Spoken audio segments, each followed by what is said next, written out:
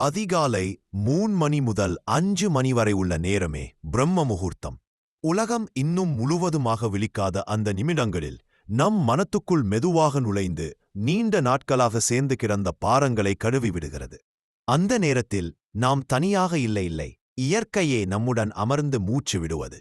நேற்றைய வலிகள், நாளைய பயங்கள் எல்லாம் சில நிமிடங்கள் ஒதுங்கி நிற்கும்.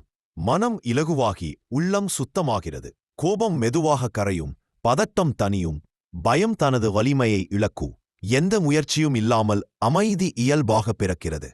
பிரம்ம முகூர்த்தத்தில் தியானம் செய்வது ஒரு அனுபவம். கண்களை மூடி அமைதியாக அமர்ந்தாலே சுவாசம் நம்மை தானாகவே சமநிலைக்கு அழைத்து செல்கிறது. எண்ணங்கள் குறைய உள்ளுணர்வு பேசத் தொடங்குகிறது.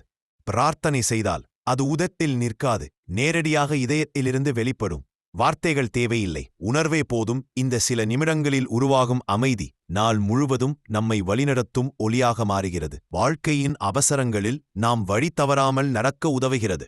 தினமும் இந்த நேரத்தை தேர்வு செய்தால் வாழ்க்கை சத்தமில்லாமல் மாற்றம் பெறத் தொடங்கும். அமைதி வெளியே இல்லை, அது உங்களுக்குள்தான்.